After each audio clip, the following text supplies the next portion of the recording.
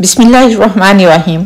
अस्सलामुअलैकुम मेरे प्यारे बहन भाइयों, उम्मीद है आप सब लोग अल्लाह के फजल से ठीक ठाक होंगे। मैं हूं मुस्कान खान और मैं आप सब लोगों को अपने चैनल मुस्कान डेली कुकिंग पर वेलकम करती हूं। उबले चावल दाल तो सबके फेवरेट होते हैं और बच्चे बूढ़े सब बड़े शौक से खाते हैं, लेकिन बाज़ औक़ात ये ज़्यादा पक जाते हैं तो फिर दोबारा इन्हें कोई खाना पसंद नहीं करता और अगर कोई मुस्तहिक भी ना मिले तो फिर इन्हें बाहर फेंक दिया जाता है। लेकिन आज आपकी बहन बचे हुए चावलों से इतना मजेदार नाश्ता बनाना बताएगी कि फिर आप जानबूझकर चावल ज्यादा बनाया करेंगे और ये रेसिपी इतनी टेस्टी बनेगी कि बच्चे बड़े सब मांग मांग कर खाएंगे। दूसरे मजे की बात यह है कि आप बच्चों के लंच बॉक्स में भी दे सकते हैं और छोटी मोटी भूख या टी पार्टी में भी बनाकर इसे एंजॉय कर सकते हैं। तो चलिए देख लेते हैं कि इस रेसिपी को कैसे बनाना है और अगर रेसिपी पसंद आए तो फिर इसे लाइक करके फैमिली फ्रेंड्स के साथ शेयर कर दें और अगर चैनल पर नए हैं तो चैनल को भी सब्सक्राइब कर लें।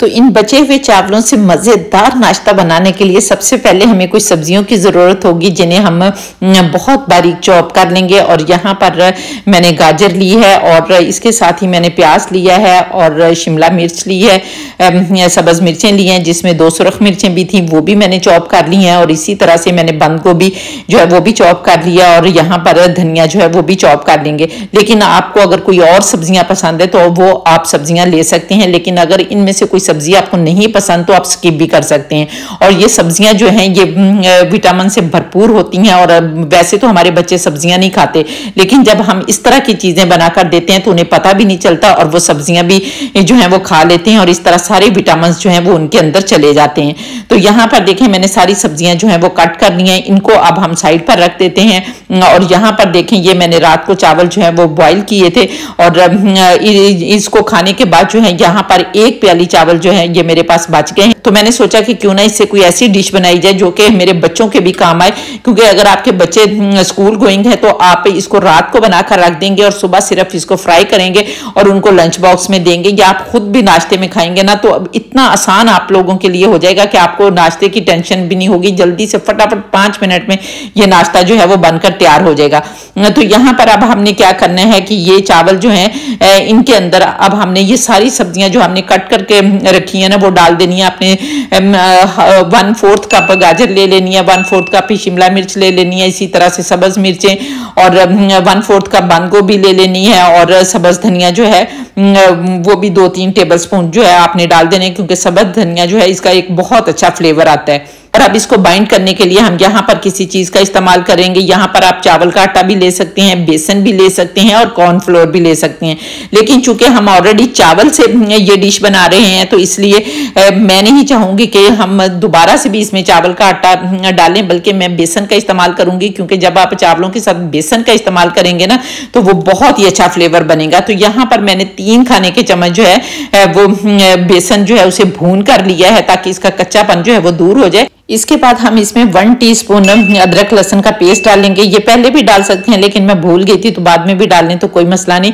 और इसके बाद अब हम इसमें कुछ पाउडर मसाले डालेंगे, जिसमें 1/2 टीस्पून हल्दी पाउडर डालेंगे, 1/2 टीस्पून जीरा पाउडर डालेंगे, 1/2 टीस्पून सुरख लाल मिर्च पाउडर डालेंगे, 1 टीस्पून नमक डालेंगे या आप लोग अपने जायके के मुताबिक नमक डाल लें और 1/2 टीस्पून हम इसमें अजवाइन और कलौंजी जिसमें मिक्स है वो डालेंगे, क्योंकि चावल वाइबादी होते हैं तो ये आपने जरूर डालनी है।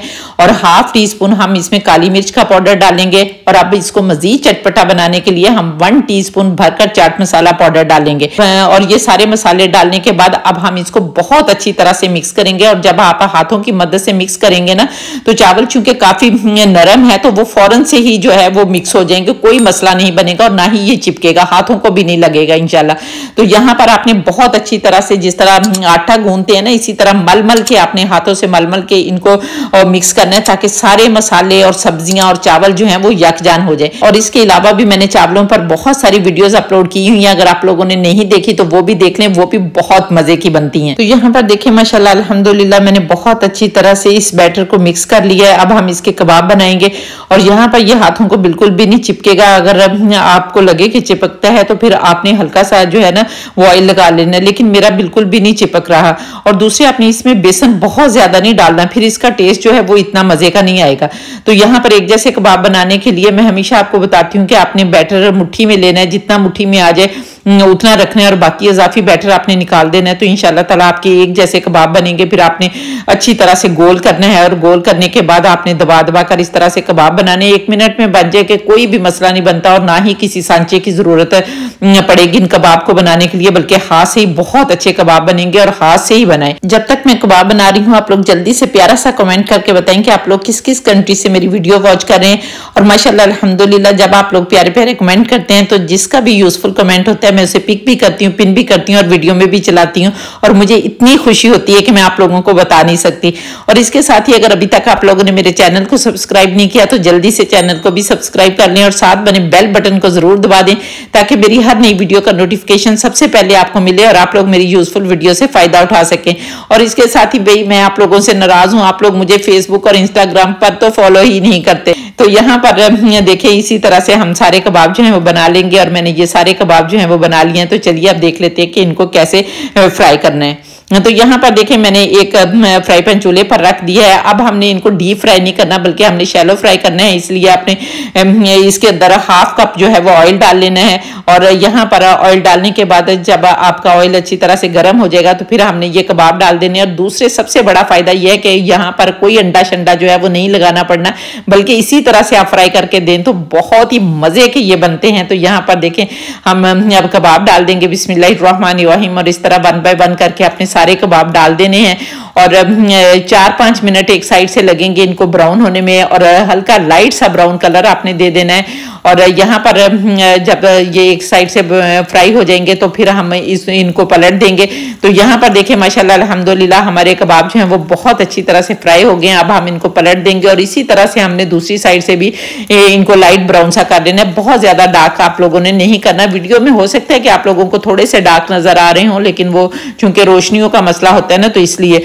तो यहाँ पर देखिए माशाल्लाह अल्हम्दुलिल्लाह हमारा पहला बैच जो है वो तैयार हो गया है। तो अब हम इन्हें डिश आउट कर लेते हैं, लेकिन निकालते हुए आपने थोड़ा सा चिमटे के साथ इसको साइड पर करके इसका ऑयल जो है वो ड्रेन कर लेना है, ताकि जो लोग ऑयल कॉन्शियस होते हैं ना कि मोटापा ना आ जाए तो उनके लिए भी ये बहुत फायदेमंद रहेंगे।